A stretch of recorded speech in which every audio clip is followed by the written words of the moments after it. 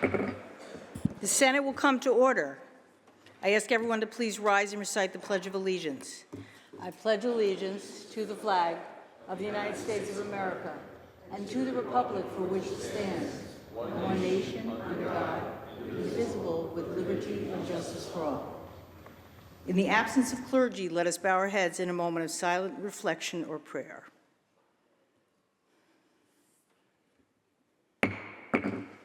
Reading of the Journal. In Senate, Tuesday, April 16, 2024, the Senate met pursuant to adjournment. Journal of Monday, April 15, 2024 was read and approved. On motion, the Senate adjourned. Without objection, the Journal stands approved as read. Presentation of petitions. Messages from the Assembly. The Secretary will read. Senator Hinchey moves to discharge from the Committee on Investigation and Government Operations. Assembly Bill number 8622 is substituted for the identical Senate Bill 8334. Third reading count is 710. So ordered. Messages from the Governor. Reports of standing committees. Reports of select committees. Communications and reports from state officers. Motions and resolutions. Senator Gianaris. Good morning, Madam President. I'm going to begin with previously adopted Resolution 2210 by Senator Webb. Please read its title and recognize Senator Webb. The Secretary will read.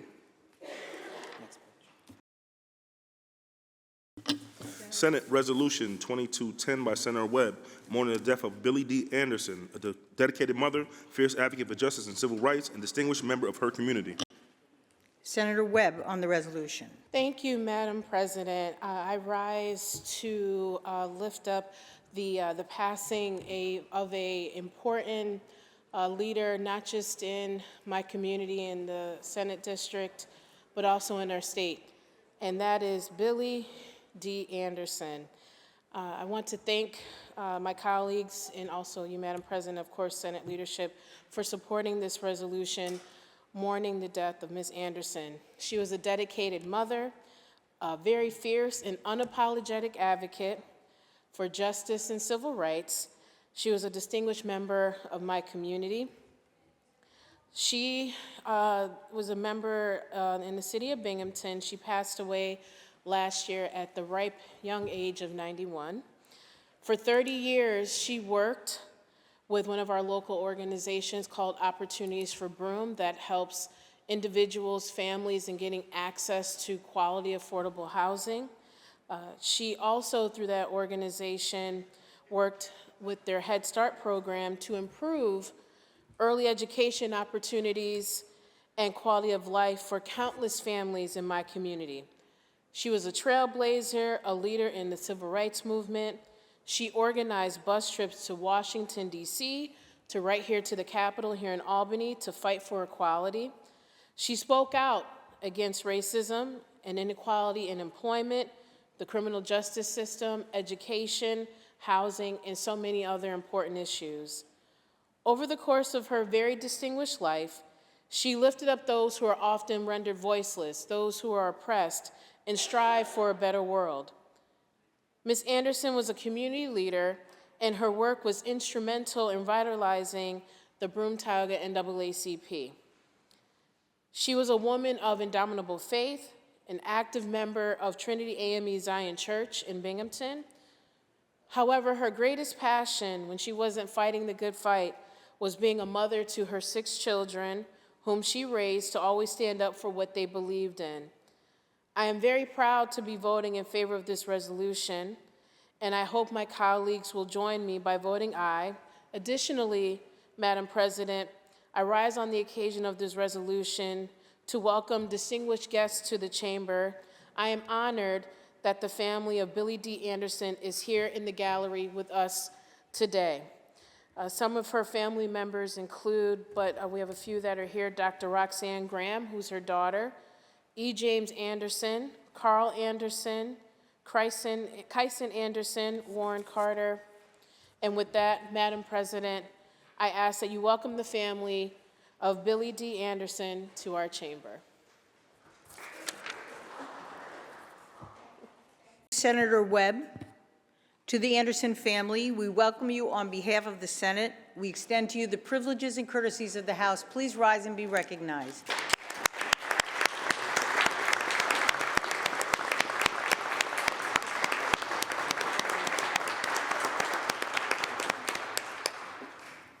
Senator Gianaris. Next up is previously adopted Resolution 2202 by Senator Helming. Please read that resolution's title and recognize Senator Helming. The Secretary will read. Resolution 2202 by Senator Helming, congratulating the Hobart men's ice hockey team upon the occasion of capturing their second consecutive NCAA Division III men's ice hockey championship on March 23, 2024. Senator Helming on the resolution. Thank you, Madam President. It's my honor to welcome to the chamber the Hobart Statesmen men's ice hockey team, NCAA Division III national champions for the second year in a row. It was almost 1 year ago to the day that we honored this team on their 2023 national championship. During my comments, I sort of issued a subtle challenge saying, I can't wait to see what the next season brings. And here we are. 3 weeks ago, the top-ranked Statesmen defeated Trinity 2-0. Goalie Damon Beaver was on fire, stopping all 25 shots. Juniors Luke Aquario and Matthew Isaiahson scored for Hobart, with junior Jonah Alexander adding an assist. And senior Austin Maurer was named the tournament's most outstanding player. Congratulations to Coach Mark Taylor, who continues to add to his reputation as the most successful hockey coach in Hobart's history. Coach Taylor has guided the Statesmen to a 28-2-1 overall record. He's been named the American Hockey Coaches Association Division III Men's Coach of the Year for the second time. He's been named the 2024 New England Hockey Conference's Coach of the Year and is the 2024 Edward Jeremiah Award winner.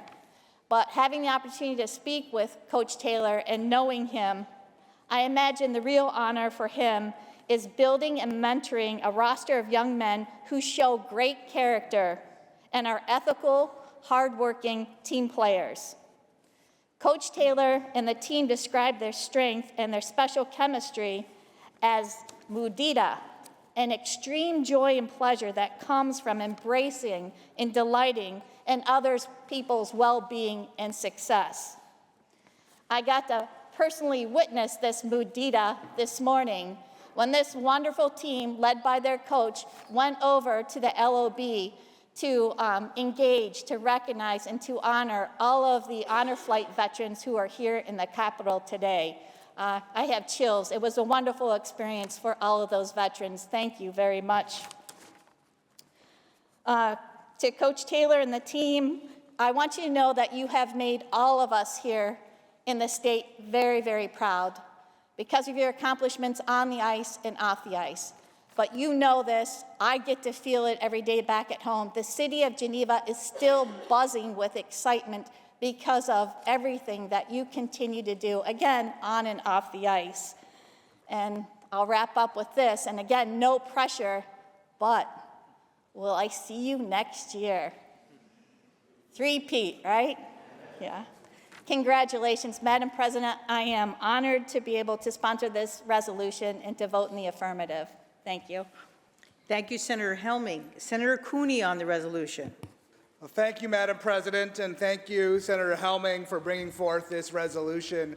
I stand here today as a very proud Hobart alum, and this is just an overwhelming experience for me to be able to stand here on the floor and look up and see the best and brightest from Geneva, New York, here with us today. Of course, let me add my congratulations to the back-to-back NCAA Division III National Hockey Champions. This is just such huge news, not only for Hobart College, but for New York State. We should feel proud that we are bringing this cup back to New York year after year. Of course, you know, I take special pleasure in seeing the final game and making sure that we beat Trinity College. No offense to any Trinity College alums who may be in the chamber, but they worked hard all season long. And we saw that culminate after each game. Thank you for your hard work, for your commitment. It is very sure and it's very confident that we can say that Hobart is the team to beat going forward. So Coach of the Year, Mark Taylor, thank you for your leadership. To all the players and the staff and of course all the fans home across the Finger Lakes region, we want to say thank you and congratulations. We do look forward, I agree, Senator Helming, to welcome you back next year as our 3-in-a-row champions. And of course, let me say this as a proud Hobart alum, hip Hobart and go Statesman. Thank you. Thank you, Senator Cooney. To our guests, the National Hockey Champions from Hobart men's hockey team. We welcome you to the Senate. We extend to you the privileges and courtesies of the House. Please rise and be recognized.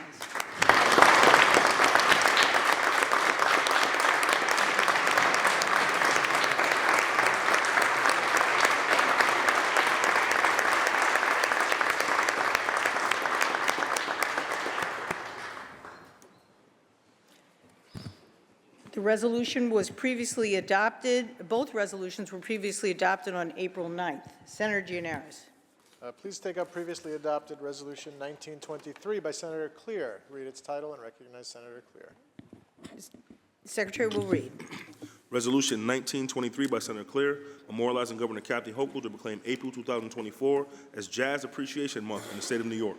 Senator Clear on the resolution. Thank you. As a senator representing Harlem and East Harlem, El Barrio, it is with a great sense of pride that I rise to celebrate Jazz Appreciation Month. Jazz is a quintessential American-born improvisational art form that speaks a universal language that gave singular, resonant, clear, and compelling voice to the lives of Black people during the Harlem Renaissance. Jazz in many ways evolved from work songs, Black spirituals, blues, brass band music, and ragtime to create something new that was greater than the sum of its parts. I am proud to represent the 30th Senatorial District, where the absolute jazz legends of the Harlem Renaissance lived or worked and or played, including Louis Armstrong, Duke Ellington, Earl Father Hines, Cab Calloway, Thelonious Monk, Dizzy Gillespie, Count Basie, Jelly Roll Morton, Charlie Parker, Fats Waller, Ella Fitzgerald, Bessie Smith, Ethel Waters, Bill Bojangles Robinson, Lena Horne, Billie Holiday, Josephine Baker, and so many more. These individuals created a collective body of work that has inspired billions of people, given hope, creativity, and inspiration to multiple generations, and left a legacy beyond compare. When I think about jazz in Harlem, I picture all the classic spaces, the Alhambra Ballroom, the Cotton Club, Count Basie's Lounge, the Lenox Lounge, the Renaissance Ballroom, the Savoy and Monette Supper Club. Today, the fine tradition of jazz in the 30th is carried on by formidable places like Bill's Place, Minton's Playhouse, Jazzmobile, Paris Blues, the Apollo Theater, among so many others. As a state senator, I've been so proud to help orchestrate annual events such as our John Coltrane Jazz Festival. Due to a number of factors, we were not able to bring a big band that we planned to Albany this year, but fortunately, Jazz Appreciation Month is an annual tradition and one we will build on year after year. And in the words of the great American trumpeter and composer Wynton Marsalis, jazz music is America's past and its potential, summed up and sanctified and accessible to anyone who learns to listen, to feel, and understand it. The music can connect us to our earlier selves and to our better selves to come. It can remind us where we fit on the timeline of human achievement and ultimate value of art. Thank you, Madam President. Happy Jazz Appreciation Month to one and all. Thank you, Senator Clear. Senator Serrano on the resolution. Thank you very much, Madam President. And I would like to take the opportunity to thank my colleague, Senator Cordell Clear, for bringing forth this resolution celebrating Jazz Appreciation Month. I have the good fortune of being chair of the Committee on Arts and Culture. And working with Senator Clear on issues involving arts and culture is truly a highlight of the work that we do. Her district and my district border one another. East Harlem and Harlem are some of the, a bit of the epicenter of our cultural world as we know it in New York City. And the arts and culture really are what make New York, New York. When you think about the Mecca for culture, it has become, and what that has meant to the communities in which they are represented. And jazz in particular, such an important art form that is as much entertainment as it is education. And I think it is intrinsically important that all generations learn about the history of jazz and understand the players and the instruments and the history of jazz, because it is truly the history of New York. So again, immense gratitude to Senator Clear for this wonderful resolution, and many thanks to all who support it. Thank you. Thank you, Senator Serrano. Senator Ramos on the resolution. Madam President, you know, we can't celebrate jazz without talking about the Queens Jazz Trail. And in my district, we have a very rich history because in their heyday in Jackson Heights, we had Glenn Miller, Benny Goodman, Woody Herman living there. And there was Dizzy Gillespie on 106th Street in Corona. Charlie Shavers lived on 101st Street in Corona.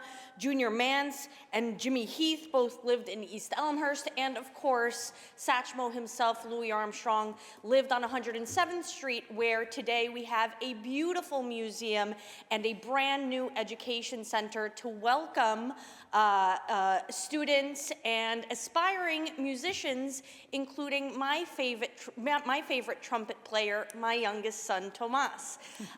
So today, this is being able to celebrate jazz as one of the most quintessential American sounds is really important, I think, especially for people of color, because whether you're Black or Latino, and knowing that Machito in El Barrio was planting the seeds towards what would become a salsa movement, the Latino response to the Beatles, was really about building our character and our identity and our history in New York City as a whole. And I don't want to just talk about jazz in the past, because jazz is very much a part of the present.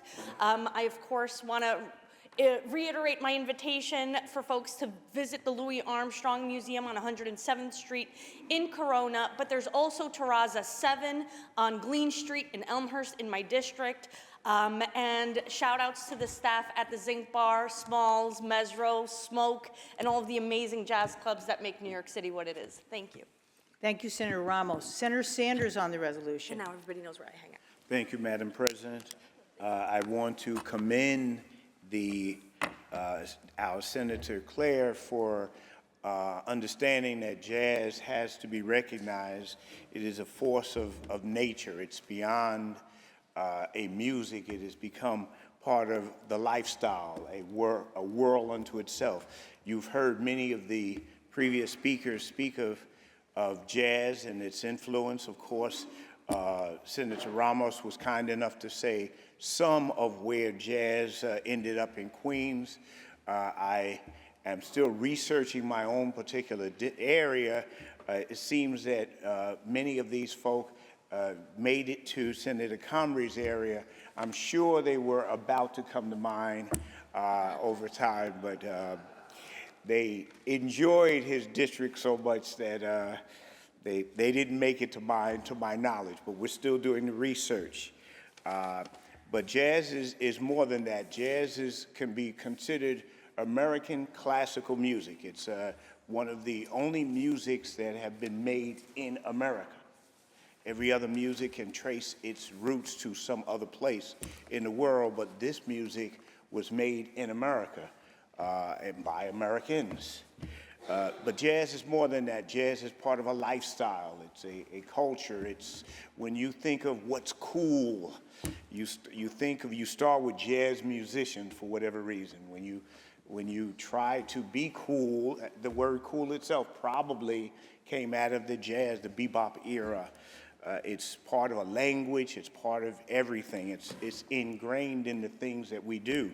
And on my best days, when I'm really, especially when I'm sitting next to Senator Lou, when I'm at my coolest moment, it's because of the jazz that the senator projects into me, so I appreciate that. So I close with the words of that immortal philosopher, Miles Davis, who told us that if you understand everything that I'm saying, then you'd be me. Thank you, Senator Sanders. Senator Comrie on the resolution. Thank you, Madam President. I want to compliment Senator Claire for bringing this resolution forward. I wasn't going to speak, but since I got mentioned in my wonderful community, Adderley Park, that where back in 1923, Clarence Williams was a producer and a pianist, purchased a home in Adderley Park, and he convinced a lot of the jazz figures to come. Big names like Billie Holiday, Dizzy Gillespie, Ella Fitzgerald, and Count Basie all ended up living in Adderley Park, as well as sports heroes as well. Adderley Park today now is a historic community as a result of all of the figures that moved there. So I want to thank Senator Claire for continuing this resolution, for reminding people that jazz music is American-made music, an American-made product. It had its heyday in the jazz clubs in Harlem, and I hope that we can continue to celebrate jazz and continue to have venues in Harlem. We don't have venues in Queens that are at that level yet, but we're going to work on that by the reconstruction of downtown Jamaica so we can encourage people to come and listen to music in our communities. We have Greater Jamaica Development Corporation and Jamaica Center for Arts and Culture, and I look forward to jazz events happening there, as well as continuing to make it to Harlem to attend the events there. As soon as Senator Claire invites us, we'll all be there to celebrate an event. Thank you, Madam President. Thank you, Senator Comrie. The resolution was previously adopted on March 12th. Senator Gianaris. Now on to previously adopted Resolution 2254 by Senator Salazar. Read its title and recognize Senator Salazar, please. The Secretary shall read. Resolution 2254 by Senator Salazar, memorializing Governor Kathy Hochul to proclaim April 21st through 27, 2024 as Crime Victims' Rights Week in the state of New York. Senator Salazar on the resolution. Thank you, Madam President. I rise to introduce this resolution to proclaim next week, starting on April 21st, as Crime Victims' Rights Week in the state of New York. This moment also marks the observance of National Crime Victims' Rights Week as well. Crime victims and survivors do not fit a stereotype or a single demographic. Victims and survivors look like each and any one of us in this chamber today and are New Yorkers from all walks of life. Recognizing this week is an opportunity to emphasize a comprehensive approach to achieving justice and healing in our communities, and in turn, preventing further harm in the first place. Every single person who is victimized by crime in this country deserves to be treated with dignity and compassion. As advocates for victims, particularly of violent crime and gender-based violence, will rightly remind us there is no such thing as a perfect victim. I myself have also personally survived violence in my life. Every year, an estimated 22 million Americans are directly impacted by crime, and each incident further affects family members, friends, neighbors, and our communities. These experiences often leave lasting physical, psychological, financial impacts on New Yorkers of all ages, of all abilities, of all economic, racial, and social backgrounds. In 1984, the Federal Victims of Crime Act established the Crime Victims Fund to seek to provide a permanent source of support for crime victim services and compensation. Today, thousands of victim assistance programs provide help and support to child victims of violence and sexual abuse, to stalking victims, survivors of homicide, victims of drunk driving crashes, victims of domestic violence, sexual violence, other forms of harm. Those who do the critical work of victim assistance constantly face new challenges in our efforts to serve all victims and survivors, including people affected by newer crimes, such as cybercrimes. Many survivors also have valid reasons for not always trusting the criminal legal system as a mechanism for justice, due sometimes to a victim's marginalized identity. This includes a victim's immigration status, individuals who may be involved in the sex industry, individuals who are LGBTQ or gender nonconforming, and New Yorkers who may have been victims of violence by law enforcement or public officers who've abused their trust. Perhaps most difficult, yet very important for our society to consider, is how often those who have committed crimes were previously victims of crime themselves. Indeed, harm frequently begets further harm. If we are serious about supporting crime victims and protecting our communities, we must break these cycles of violence and harm. New frameworks and initiatives are being developed to ensure the availability of culturally relevant, trauma-informed, and restorative services and treatment to support victims and survivors. We need to continue to assist communities in maintaining safety for all of us. I'm grateful that my colleagues on the Senate's Crime Victims, Crime and Correction Committee and colleagues in this chamber are committed to these innovative ways of ensuring that all crime victims and survivors can be supported and empowered to live freely and without fear. Thank you, Madam President. Thank you very much, Senator Salazar. Senator Jackson on the resolution. Thank you, Madam President. My colleagues, I rise in support of Senate Resolution J2254, and I compliment Senator Salazar for bringing this forward, which addresses the critical issue of Crime Victims Week. This resolution transcends mere acknowledgement. It embodies a holistic perspective encompassing the diverse needs of all who have endured injustice. I remember when my younger brother, we were called, and my mother and I had to go to the hospital because he was a victim of a crime. He got stabbed, and he got stabbed to death. And I remember that so clear, even though that was, like 45 years ago. You never lose faith of that when you experience anything like that. So it's about recognizing that the traditional narrative surrounding crime victims often overlook marginalized communities, including immigrants, BIPOC youth, sex workers, LGBTQ plus individuals. These are individuals who, for valid reasons, may have harbored distrust towards the very systems meant to protect them. And yes, it even includes those who have experienced misconduct at the hands of law enforcement. Today, we have the opportunity to redefine the narrative. We can choose to stand on the side of inclusivity, empathy, and understanding, and this resolution calls for culturally relevant assistance, trauma-informed care, and restorative justice options. It acknowledges that healing cannot occur in a vacuum. It requires a comprehensive approach that takes into account the unique experiences and needs of each individual. Colleagues, this is not just about words on a paper or passing legislation.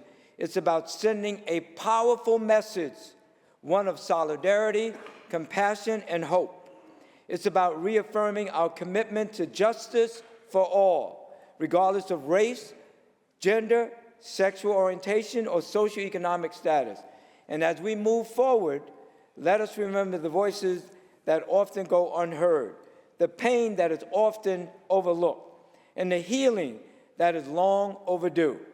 Let us be champions of change, the advocates for those who have been silenced, and the architect of a brighter, more equitable future. I proudly support Resolution J2254. Thank you, Senator Jackson. The resolution was previously adopted on April 16th. Senator Gianaris. Next up is previously adopted Resolution 2074 by Senator Ashby. Please read its title and recognize Senator Ashby. Secretary will read. Resolution 2074 by Senator Ashby, commemorating the second annual Honor Flight Day in the state of New York. Senator Ashby on the resolution.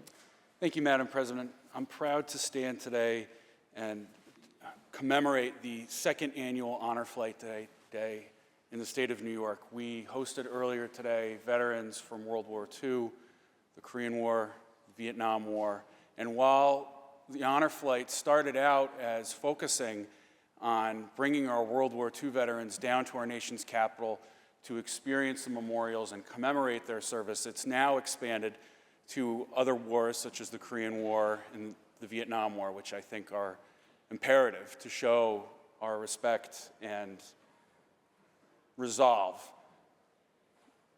for what we failed to do earlier on with our Vietnam veterans. And I can tell you firsthand that this act has done amazing things for these veterans and their families. 5,000 veterans, over 5,000 veterans, just alone from the state of New York, have experienced this free of charge. And for those who've served as escorts on this, I can tell you that they get just as much out of this experience serving as an escort, helping and ushering our nation's heroes down to our nation's capital, who are welcomed as heroes each step of the way. So I'm very proud that we are commemorating again the second annual Honor Flight Day in the state of New York, and I look forward to doing it again. Thank you. Thank you, Senator Ashby. The resolution was previously adopted on April 3rd. Senator Gianaris. Now on to the highly anticipated, previously adopted resolution 2121 by Senator Gurnardis. Please read that resolution's title and recognize Senator Gurnardis. Secretary will read. Resolution 2121 by Senator Gurnardis, memorializing Governor Kathy Hochul to recognize April 20th, 2024, in honor of the 247th anniversary of the adoption of the first New York State Constitution. Senator Gurnardis on the resolution. Thank you, Madam President. My colleagues, this Saturday is New York's 247th birthday. That's right, on April 20th, 1777, the state of New York ratified our first Constitution after we declared independence in 1776. And as I have for several years now, I look forward to this day to talk about a chapter of our state's constitutional history that not only do I find interesting, but is relevant to the work that we do here in this chamber. And this year is no different. Now, we all know that one of Albany's favorite parlor games is to shake our fist at the clouds and lament how much power the governor has in the budget process. But did you know that it was not always this way? It was not until 1927 that the Constitution was amended to include the Article 7 budget process known as the executive budget. Before that, before 1927, the legislature had the power of the purse. So, ladies and gentlemen, gather around and hear the tale of how our state did persevere. Through trials and tribulations, we did find a way to reform our budget, so refined. Our story begins with the Constitutional Convention of 1915, the zenith of the reform movement that was taking hold across the country in the wake of the progressive era that defined American politics from the 1890s to the 1920s. The goal of that convention was to modernize state government and create the architecture for the administrative state. During the prior century, the size and scope of state government was relatively small. So it didn't matter much if the legislature appropriated $1,000 for this, $2,000 for that, which at that time was still a lot of money. But as the state grew in population and also in revenue, it became painfully obvious that a better system was necessary. Between 1885 and 1914, the legislature approved expenditures that increased spending by 600% over that 30-year period, while revenue only grew by 274%. During the 1915 convention, a proposal was adopted to centralize the budget process in the executive branch and provide a framework for financial planning. As Henry Stimson, the future Secretary of State and Secretary of War, and the chairman of the Constitutional Convention's Committee on State Finances, Revenues, and Expenditures, so really a great committee, explained, the United States is substantially the only civilized country where, in both its national and state governments, a scientific budget system is unknown. No financial plan is presented to our legislature in public each year by men who are responsible for the conduct of government. No considered estimates of the future, no material whatsoever for comparison with the past is presented by our executives to the legislature in such a way that the body and the public can understand them and hold spenders of our public money responsible. Instead, our appropriation and revenue bills are made up in the comparative secrecy of legislative committees and rushed through the final days of a legislative session. Now, there were 6 primary reasons why reform was so needed and why the legislature was not the appropriate branch of government to control the purse strings for the state. First, there was no centralized process to actually determine how much money each department, division, and office under state government needed to carry out its work. There was a state law passed in 1910 that required the comptroller to collect information from every department about what they needed to operate, but the comptroller had no ability to evaluate or revise what those proposals were. In practice, what that meant was every state government entity treated this process as a way to compile their wish list for more money, without needing to even justify what they wanted to spend their money on.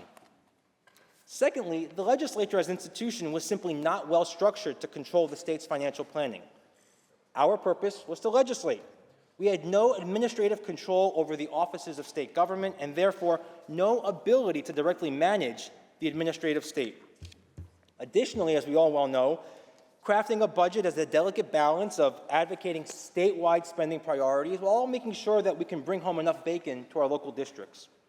The track record of the legislature up to that point showed that the expenditures were approved based on the needs solely of individual members rather than the needs of the state as a whole. Thirdly, there was no process laid out anywhere, either in the legislature or with some outside authority, for a financial plan that measured expenses against projected revenues. This defect was incredibly problematic as the legislature routinely authorized spending that far exceeded the available budget to pay for it. In fact, in 1914, the legislature had to gavel back into special session to consider authorizing a tax of $18 million, which at that time represented 30% of the state's revenue for that whole year, just to cover a structural deficit. Fourthly, the legislature routinely used the appropriations process to engage in log rolling. You know, that trading favors back and forth to try to buy people's votes and win influence. And to make matters worse, the legislature would frequently pass standalone bills to appropriate money even outside of its own internal appropriations process. In 1915 alone, the legislature passed 17, I guess you'd call them supplemental appropriations bills, as local favors for individual members. A bridge in Waterloo, a footbridge in Seneca Falls, a school in Potsdam, a canal bridge in Yorkville, a new paved road in Lockport, and even a reimbursement to a private citizen for a personal expense he made to fix a local waterway, just to name a couple of examples. Fifth, as the size of the budget grew and grew, it became more difficult for the legislature to pretend to manage its finances responsibly. Partly out of complexity of the size of the budget, but partly out of political considerations, the legislature would authorize expenses that they knew were ridiculously high, but they expected the governor to use his discretion to administratively reduce how much would actually be spent for any given purpose. This allowed individual legislators to score a political win by securing passage of an appropriation that benefited their own parochial interests, all while knowing that the money might never actually be spent. In some ways, it's not unlike our own one-house budget process, right? Where we all put our biggest budget hopes and dreams forward, only to see them get whittled down by the end of the day. And the last major defect of the status quo was simply the lack of transparency.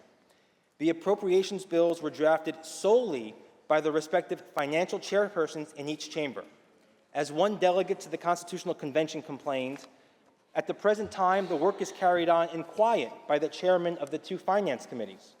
The legislature knows nothing about it. The people know nothing about it. The press know nothing about it until the report of the committee nears the close of the session. Then there is scant time for deliberation, and it's too late to criticize and do it all over again. Now, the 1915 convention proposed replacing this chaotic system with something more professional and orderly, a centralized process where financial estimates for the necessary operation of the various departments of state government were put together alongside a financial plan that detailed the projected incoming revenue the state could authorize to spend. Importantly, this centralized authority was to be given to the governor, because the governor had the constitutional duty to enforce the laws of the state, and functionally speaking, the expense of state funds through various state departments was how a great deal of those laws were to be put into effect. Now, although the convention ultimately adopted the executive budget amendment, the debate was wild. And believe you me, I spent hours reading through these transcripts, and it was wild, and generated strong opposition from delegates to the convention who were also members of the legislature. One delegate, who we can confidently say deserves an award for legislative hyperbole, asserted, "The legislature is being destroyed, and if it is being destroyed, I want to be the old Cato that calls attention to it, that stern old Cato that calls attention to the fact that the power of the direct representatives of the people of the state is being gradually taken away and is being tucked off down in the corner of the second story of the building here." As we all know, our second floor. Nevertheless, led by the leader of the Progressive Reform Movement, Assembly member and future Governor Al Smith, the convention passed the amendment and sent the proposal to the people for a public referendum, along with several other proposed amendments. And then the public voted against it. So although the amendment failed to garner public ratification, the push for budget reform continued. In 1916, Governor Charles Whitman sought to consolidate all of the budget requests from state agencies and then held a series of public hearings around the state about the budget before submitting a tentative spending plan for the legislature's consideration. And although this effort won him considerable praise from the press and New York's reform leaders, the legislature was simply not impressed, arguing that the governor's actions would only confuse the public, who were accustomed to the legislature having direct control of the budget. However, in a sign of how the tide was starting to turn, the legislature that year managed to adopt a budget which, as it turned out, was very similar to what Governor Whitman originally proposed. The following year, our legislature adopted the Sage-Meyer Act, which proposed some modest budget reforms, but cemented the authority for the budget process firmly with the legislative branch. The Sage-Meyer Act gave clear responsibility to the financial committees in each chamber to lead the budget drafting process, allowed each committee to hire full-time budget staff for the first time, and importantly, authorized the governor to submit to the legislature a suggested budget for the legislature's consideration. Despite this progress, by 1920, that process fell apart, and the legislature went back to routinely ignoring the Sage-Meyer Act, the very law that they passed themselves, and disregard the governor's input. With the election of Governor Al Smith, however, the reform effort took on new life, and Smith committed himself to see through the reforms that he helped propose a decade earlier. Finally, in 1927, under the threat of Smith calling the legislature into special session every day until they acquiesced to budget reform, the legislature approved a constitutional amendment formalizing the executive budget process, along with legislation to hire full-time executive staff to manage the state's finances, which created the Division of Budget. The amendment was ratified by the public a year later, and in 1929, New York State adopted its first executive budget. With the adoption of Article 7 to the Constitution, New York became one of the first states, and still to this day, one of only a handful of states, to enshrine a formal budget process in its state constitution. Now, throughout the years, Article 7 has been modified slightly, but at its core, it remains the same: a process for the financial management of the state's affairs that is anchored firmly in the executive branch. And so, my colleagues, as we sit here today waiting to finish this year's budget, just know that things used to be very, very different. And arguably, from a governance perspective, maybe a little worse. The state budget was anything but an actual budget, and it took years and years before the winds of change brought about actual reform.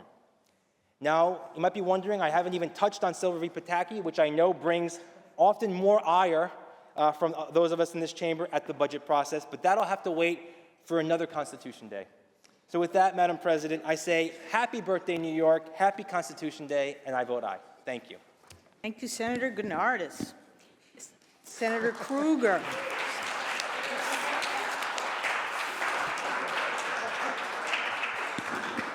Senator Krueger on the resolution. I just want to thank Senator Gennardis for his tutorial on the history of New York and the importance of the Constitution and what gets done or not done when we have the right and wrong things in our Constitution. I've also been thinking about the fact that in 3 years, it will be the 250th anniversary of our great state, and clearly we need to do something momentous in celebration of the 250th anniversary. So maybe we need to change our Constitution specific to budget powers in honor of the 250th anniversary. And it's really about time we start on that, because it takes about 3 years minimum to bring a vote to the public about constitutional changes. So it's not necessarily amendment to his resolution, but I think it's an excellent discussion for those of us interested in this to start focusing on. I'm delighted to be added to this resolution if he will allow me to add my name at some point. Thank you very much. Kruger. Senator Borrello on the resolution.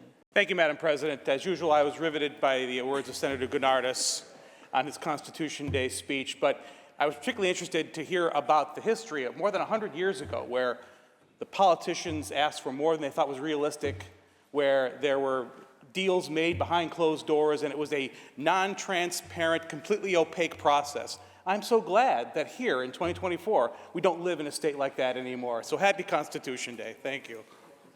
Thank you, Senator Borrello. Senator Fernandez on the resolution. Thank you, Madam President. And yes, happy Constitution Day. Thank you, Senator Gounardes, for that very good, comprehensive history lesson.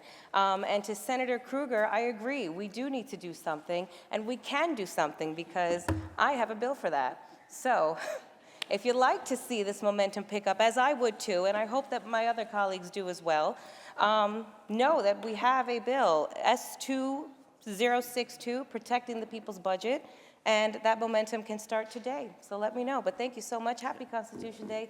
Happy birthday, New York. And let's go, New York. The resolution was previously adopted on April 9th. Senator Gianaris. Madam President, the various resolution sponsors, and especially Senator Gounardes, want to open these up for co-sponsorship.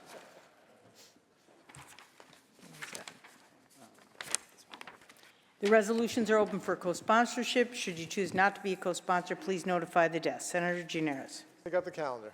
The Secretary will read. Calendar number 214, Senate Print 1199B by Senator Parker, enactment of the Public Service Law. Read the last section. Section 2, this act shall take effect on the 30th day and shall become a law. Call the roll. Adabo, Gianaris, Kruger, Ort, Cousins, White. Announce the results. Ayes 59. The bill is passed. Calendar number 275, Senate Print 791A by Senator Comrie, an act to amend the New York State Urban Development Corporation Act. Read the last section. Section 5, this act shall take effect immediately. Call the roll. Adabo, Gianaris, Kruger, Ort, Cousins, White.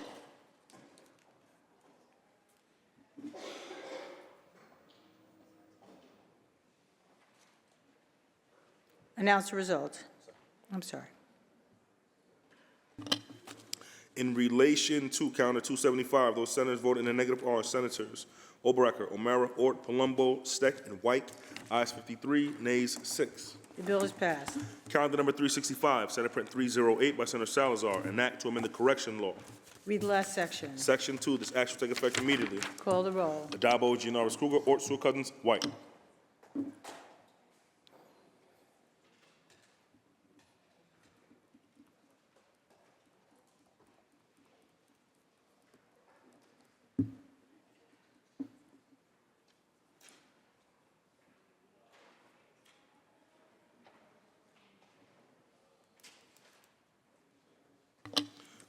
Announce the results. In relation to Calendar 365, those senators voted in the negative are Senators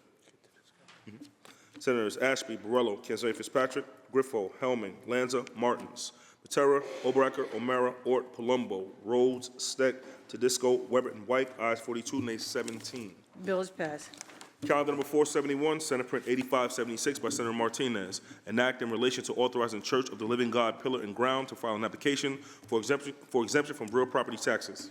Read the last section. Section 2, this act shall take effect immediately. Call the roll. Adabo, Gianaris, Kruger, Ort, Cousins, White. Announce the results. In relation to Calendar 471, voted in negative, Senator O'Mara. Ayes 58, nays 1. Bill is passed. Calendar number 520, Senate Print 280 by Senator Gounardes, an act to amend the executive law. Read the last section. Section 2, this act shall take effect immediately. Call the roll. Adabo, Gianaris, Kruger, Ort, Cousins, White. Announce the results. Ayes 59. The bill is passed. Calendar number 522, Senate Print 3260 by Senator Holman Siegel, an act to amend the Estates, Powers, and Trust Law. Read the last section. Section 2, this act shall take effect immediately. Call the roll. Adabo, Gianaris, Kruger, Ort, Cousins, White.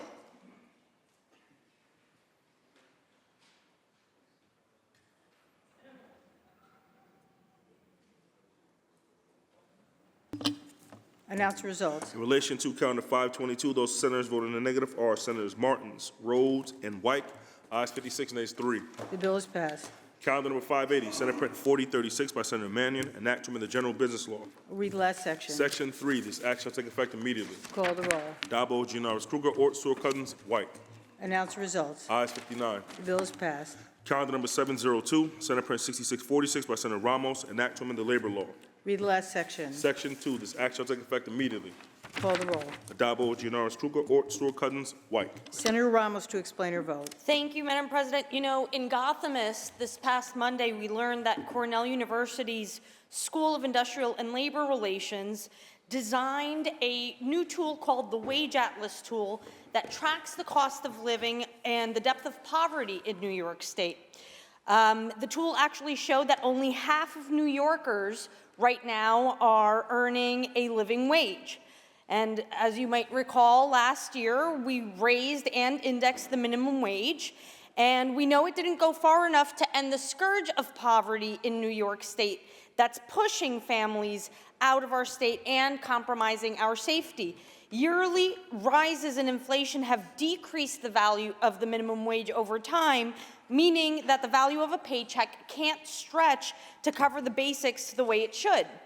Factor in the sheer scale of wage theft in our state that's estimated at about $3.2 billion and $50 billion nationwide, and we begin to understand the scale of that problem. We raised the minimum wage, we saw the minimum wage go up to $15 a few years ago, and New York City actually saw a sharp decline in crime rates. So instead of finding new ways to punish and criminalize poor people, we can make ourselves safer by lifting from the bottom. With the current budget that we're trying to negotiate, our governor seems to be much more concerned with punishing people who have been driven to desperation by poverty rather than the thieves at the top who keep people poor. As a legislature, we need to see the numbers, and that's what this bill is about. With this bill, the cost of living is going to be measured and analyzed using many available cost of living measures, and the data will be disaggregated by race, ethnicity, gender, age, disability status, household size, and education level for each of the 4 regions in our state.